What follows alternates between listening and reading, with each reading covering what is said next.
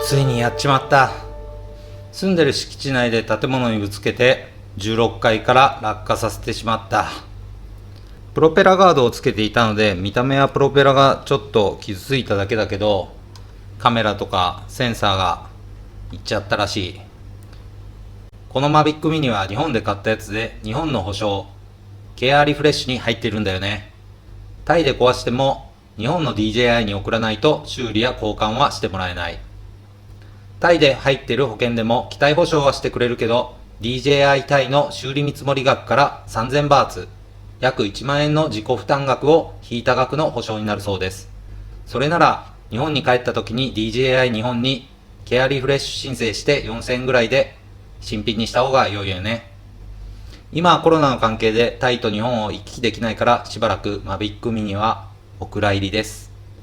買って4ヶ月の短い命でした。もっと撮りたかったのに。 DJI のホームページ見てたら新型出てるじゃん。なになに、マビックエア2だと。うわ、タイでも売ってる。今日は DJI ショップに来ました。ここは DJI のダイランドなんですけれども、ここで新発売のマビックエア2を買うことになりました。それでですね、今回マビックエア2を買うんですけれども、マビックミニ、日本の方から持ち込みをしました。その時はですね、保険と CAT、NBTC の手続きは自分でやったんですけども、タイの場合ですね、ここの DJI のショップで買えば全ての手続きをやってくれると、言っています。保険は1500バーツ、 NBTC と CAT の手続きはフリーでやってくれるということなので、これからやりたいと思います。買っちゃった。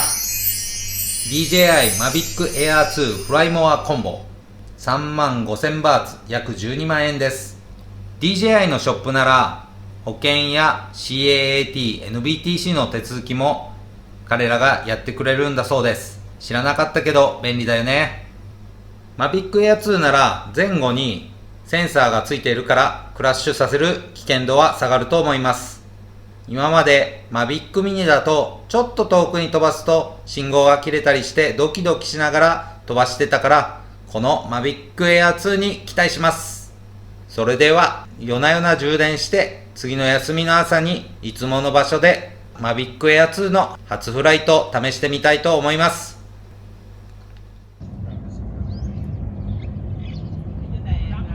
今日はバンコクの外れサムットプラカーンのある場所にやってきました。僕の一番のお気に入りの場所です。今日はですね、ここでマビックエア2飛ばしたいと思います。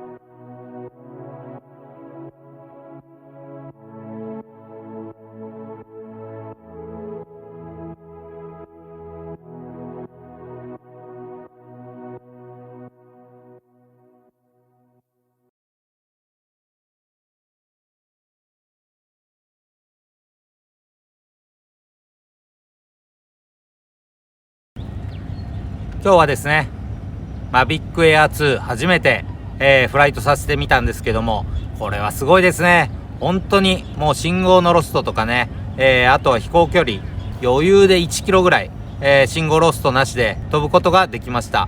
これはすごい。